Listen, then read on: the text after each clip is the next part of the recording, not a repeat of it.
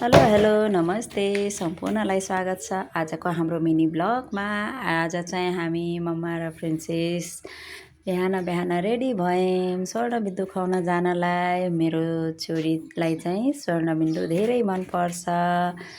आज चाहिँ हामी जाँदैछौँ स्वर्णबिन्दु खान बिहान बिहान। आज मौसम एकदम सफा भएको भएर बिहानै घाम छ, एकदम मौसम क्लियर छ।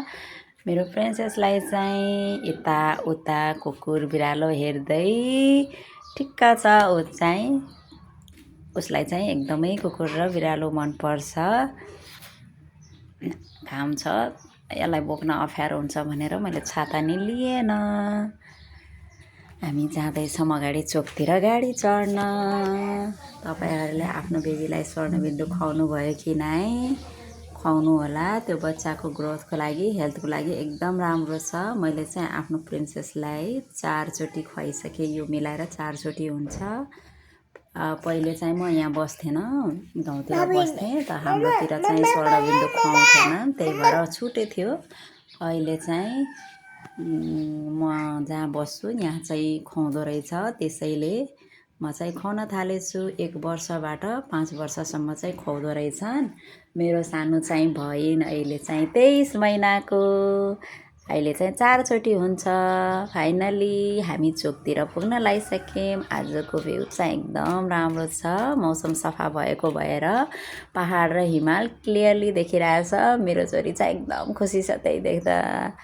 अनि हामी चाहिँ पुग्यौँ अब चोक। यहाँ चाहिँ हामी गाडी चढ्छौँ अनि त्यसपछि चाहिँ हामी जान्छौँ।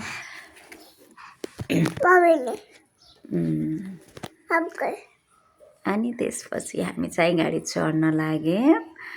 अनि यहाँ चाहिँ बसहरू हुन्छ। यहाँ पहिले चाहिँ एकदमै राम्रो हुन्छ, अहिले चाहिँ भत्काइदिएछ पालन सरकार। फाइनली चढ्यौँ गाडी। यहाँ चाहिँ घाम लागेछ, मेरो छोरीलाई चाहिँ घाम भयो भनेछ। अनि हामी पुग्यौँ। अब चाहिँ हामी मतलब आयुर्वेदा हस्पिटल जाँदैछौँ।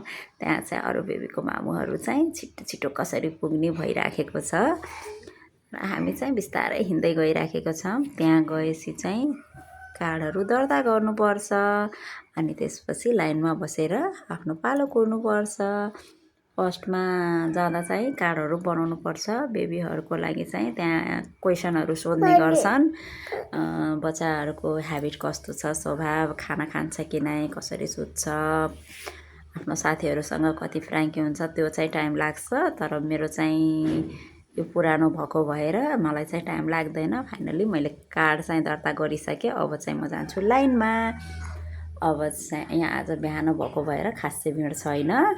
अब चाहिँ खुवाएर अनि हामी फर्किन्छौँ। फाइनली मैले खुवाइसकेँ, अब चाहिँ जान्छु।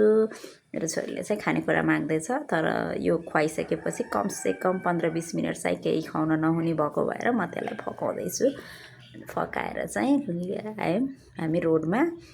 अब गाडी चढ्ने। मेरो छोरीले चाहिँ जो गाडी देखे पनि यसरी हात हल्लाउँदै रोक्दै बसिराखेको छ। हस् त, आजको ब्लग यति नै। अब नेक्स्ट ब्लग